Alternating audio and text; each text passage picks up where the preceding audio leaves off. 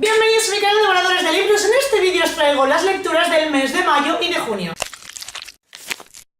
¿Por qué he juntado mayo y junio? Pues porque en estos dos últimos meses me han pasado muchísimas cosas, desde viajes hasta un montón de responsabilidades, hasta luxarme la rodilla y estar 2 semanas inmovilizada totalmente. ¿Qué diréis? ¿Ese tiempo podríais haber leído mucho? Pues no, porque la pierna no me dejaba hacer absolutamente nada. Me dolía, me molestaba, horrible. Entonces durante mayo y junio la verdad es que no he leído tanto como me hubiese gustado, pero bueno, no pasa nada porque lo cierto es que las lecturas han sido bastante maravillosas y en este vídeo os las voy a exponer. Las dos primeras novelas que me leí fue Infortunium, Guardiana de Almas e Infortunium, Salvadora de Almas, la biología autopublicada de Laura Tárraga. Esta es la reedición que hizo, que están las dos novelas juntas en un solo tomo. Nos encontramos en la España del siglo XXIII. La historia se centra en Azel Viaturi, quien ha acabado sus estudios y lo único que quiere es independizarse y tener su propio trabajo, pero una circunstancia en concreto bastante violenta y bastante impactante la lleva a que la recluten en la sede científico-histórica. ¿Y qué hacen allí? Me preguntaréis. Pues viajar en el tiempo. ¿Para qué viajan en el tiempo? Pues para capturar almas Infortunium. En esta historia se considera que la reencarnación existe, digamos que las almas Infortunium son la última etapa de la reencarnación, es decir, esas almas no se van a volver a reencarnar, así que tienen que capturarlas del cuerpo fallecido, donde el tiempo y el espacio es una pieza fundamental. Lo que más me ha gustado de la novela, por supuesto, es Azel, la protagonista, el punto de vista desde el que se cuenta la historia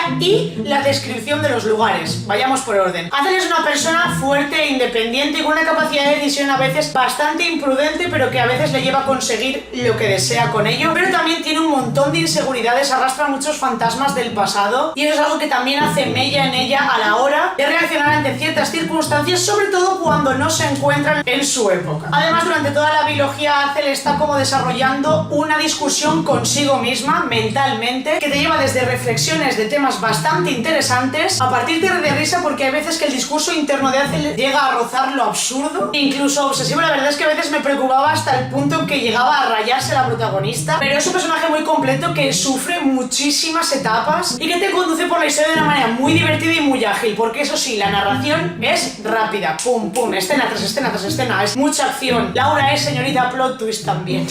Y respecto a las descripciones de los lugares, es una maravilla, es de lo que más me ha fascinado a mí. Las descripciones es una cosa que me suele costar mucho escribir y cuando lo veo en una escritora yo de verdad que me quedo fascinada, y Laura transporta perfectamente todos los lugares en los que viaja. No quiero decir los lugares en concreto porque si os lo vais a leer está muy guay descubrir a qué sitios los destinan, pero no se hace pesado. No estamos con páginas y páginas de descripción, sino que en un párrafo o dos es capaz de detallarte un escenario de una manera impresionante. Y lo cierto es que normalmente estas novelas para mí se caracterizan por tener un tono más obvio, pero el suyo es muy informal y esa forma de innovar me gusta mucho. La cuestión es que os recomiendo muchísimo la biología, se lee muy rápido, devoras las páginas una tras otra. Por favor, lanzaros a comprar Infortunium porque es fantástico. La gente cuando está a punto de morir parece más amable, parece que todos los errores que han cometido expiran, que cada segundo vivido es más importante que haberla cagado cientos de veces. Es como mirar a un niño confuso, como si no llegara a comprender que de verdad todo se está acabando. La segunda novela que me leí fue Encuentro, la segunda parte de la trilogía Secretos de la Luna Llena de Iria G. Parenteis LNM Pascual. No voy a hacer una sinopsis de la novela para no spoilear a aquellos que no os hayáis leído Alianzas, es decir, la primera parte, pero digamos que continúa la historia de Irene, Sieben y Drake. Es una novela muchísimo más coral. Sin Alianza los capítulos en primera persona acogían a unos 4 o 5 personajes máximo. En esta creo que llegan a protagonizar capítulos hasta 9 personajes, cosa que amplía muchísimo la trama, muchísimo la historia y empieza a ahondar en recovecos que jamás imaginaríamos que iba a alcanzar la historia. Aquí se empiezan a deshilachar un montón de historias que también están bien, pero que a veces se me han hecho un poco pesadas, un poco largas. Intentar darle explicación a todos los personajes que aparecen en la trama, tanto protagonistas como secundarios. De esta manera hay muchísimas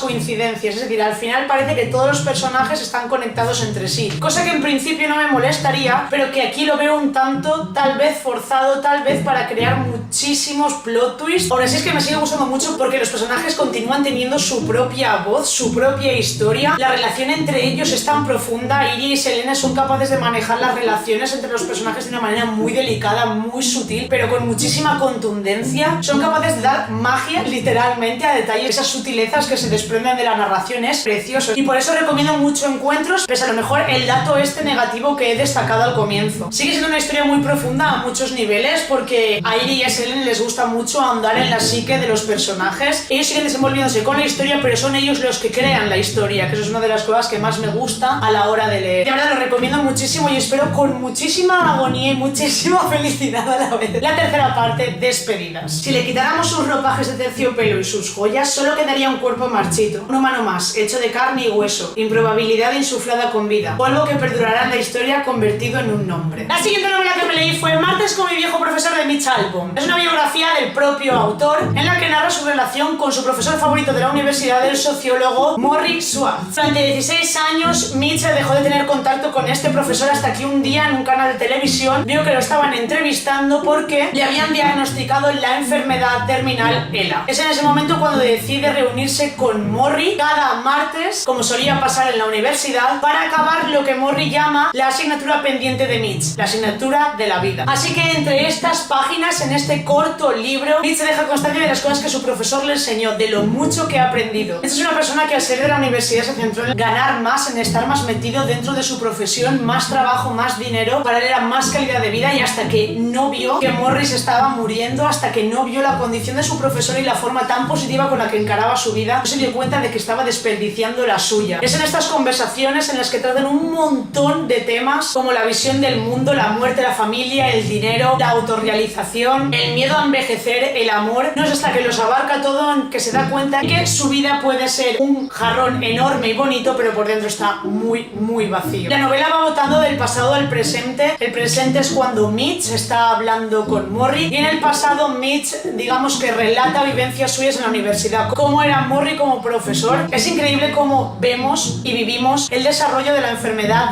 de Morrie desde que se lo diagnostican hasta que se muere. Las descripciones son muy detalladas a cada capítulo. Mitch te describe cómo él ve a su profesor, cómo lo ve tan deteriorado cuando ha sido una persona tan viva, pero eso es lo mejor, es que no era una persona tan viva, es que sigue siendo una persona viva. Morrie quiere seguir viviendo pese a todo. Es una historia muy dura, lo cierto es que no la recomiendo si estás pasando un mal momento. Yo no estoy pasando un buen momento y me costó muchísimo leerla para lo corta que es, pero aún así, aunque te encuentres bien, yo creo que es una novela que se sufre muchísimo, que te pones en la piel de Mitch y en la piel de Morrie, que sacas muchísimas reflexiones, un discurso muy interesante sobre la vida, sobre cómo la concebimos, impresionante. De verdad, es que lo recomiendo mucho, es que me ha dejado fascinada. La cultura que tenemos no hace que las personas se sientan contentas consigo mismas. Estamos enseñando cosas equivocadas, y uno debe tener la fuerza suficiente para decir que si la cultura no funciona, no hay que tragársela. Uno tiene que creerse la suya. La siguiente que me leí fue Desastre de Fran Fernández. Es un cómic de ciencia ficción muy peculiar y muy especial. Uno de los muchos protagonistas, pero uno de los que se centra más la historia, Dashiell, lleva viviendo en el futuro ya 4 años, porque hace 150 años viajó en el tiempo y se convirtió en el primer viajero del tiempo. Ahora está intentando rehacer su vida lejos de su anterior familia, asentándose. Por otra parte tenemos unos alienígenas que van a llegar a la Tierra y llevan como rehén a un marine, y juntos van a anunciar en la Tierra que llega el apocalipsis. Si la sinopsis de por sí ya es surrealista, y más lo que os vais a encontrar dentro de este cómic. Es una historia puzzle. Hay muchísimos personajes, muchísimas historias que se diseminan cada X páginas, de hecho muy pocas páginas, a veces incluso cada viñeta te muestra una historia diferente, hay que estar muy atento, pero al final digamos que todas cogen una forma. Fran mezcla un montón de estilos, abarca desde el humor negro, que a veces me ha costado mucho leer porque no soy mucho de humor negro, hasta una comedia muy absurda, hasta diálogos mucho más inteligentes, rozando la parodia, incluso la sátira de la vida americana, esas frivolidades y esa frustración diaria de la vida y de la monotonía. Lo cierto es que es una historia muy peculiar, que tampoco creo que le guste a todo tipo de público, es muy especial de la misma manera que el propio dibujo lo es. Me gustan las historias muy histriónicas, pero cuyo mensaje está debajo de esa capa de excentricidad. Desastre os molará mucho. Sé perfectamente que todo ocurre en el mismo espacio de tiempo, simultáneamente. Es el espacio material lo único que separa todo, la distancia, lo pasado es pasado. Lo complicado es juntar las piezas de nuevo, coincidiendo espacio y tiempo, pero hoy empieza, mañana continúa y el pasado acaba. Y lo último que me leí, aunque no voy a incidir en esto porque voy a hacer un vídeo especial, fue Saga y Paper Girls de Brian K.